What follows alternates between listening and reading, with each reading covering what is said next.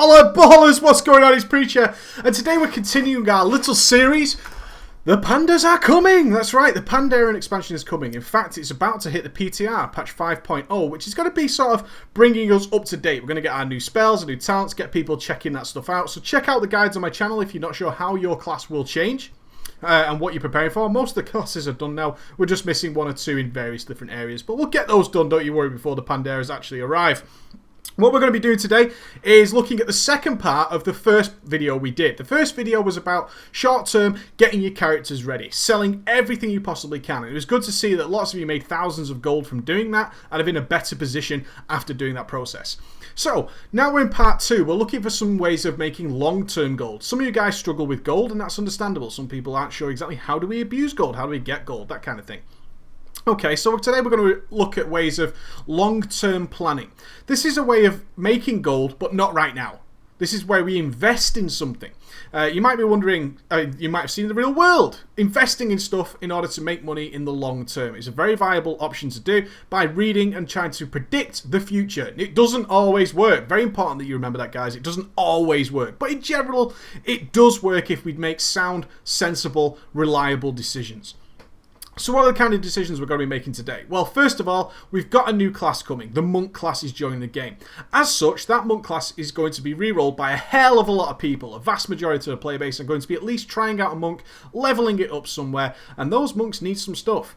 Now, lots of people, in a way, we sort of abuse the lazy. That's what we're going to be today. We're going to be exploiting the lazy and the ill-prepared. In fact, that's how a lot of businesses make money. They know people are lazy. They know people are lazy, and by making sure people are lazy, they exploit the weakness of laziness. We're going to do the same thing. It's how the real world works. Like it or not, that's how it goes down. So what we're going to do today is say, okay, monks are coming. What will monks need? What will all these new classes need, and what will the lazy not do? The lazy are unlikely to prepare things like glyphs. The basic glyphs for all their classes. Remember, even pandas. Pandas are going to be added to the game. Pandas will be re-rolled into all sorts of different classes as well. It doesn't have to be just monks. We can have Pandera warriors. We can have all sorts of different pandas. Panda druids, whatever it might be. So people will not pre-prepare glyphs for that thing. So what we can do is actually get on the auction house and start scanning for things like cheap herbs. Very cheap herbs.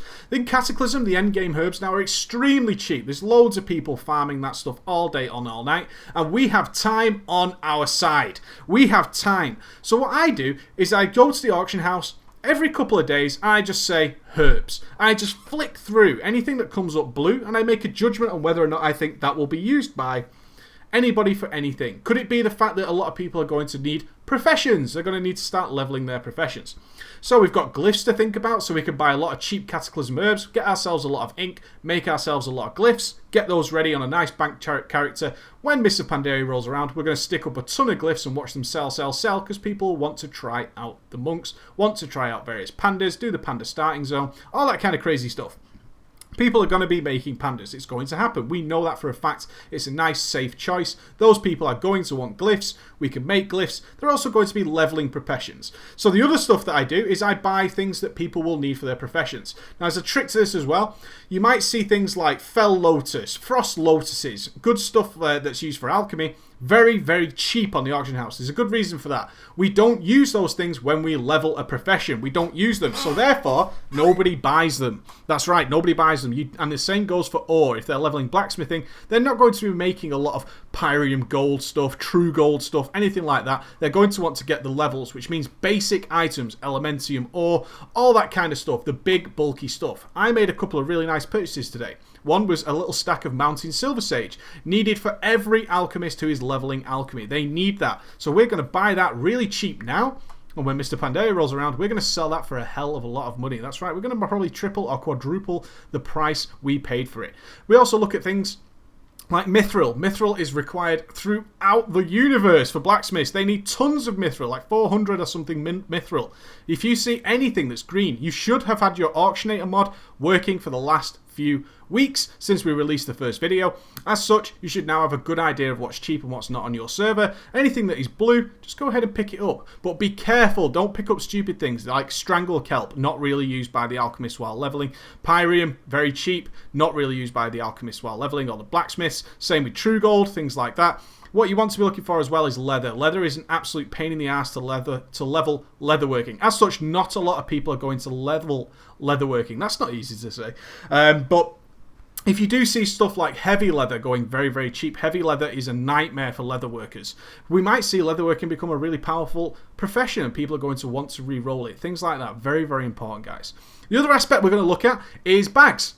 Every new character needs bags. And you know what? Netherweave bags from back in the Burning Crusade are the perfect item for you to make. In fact, I'm going to whip a few out and stick them on the auction house. I could pick up a stack of Netherweave cloth, very, very cheap, and then turn it into Netherweave bags and sell it for triple the price I paid for the materials. Triple. It's not a lot. It's about 30 gold.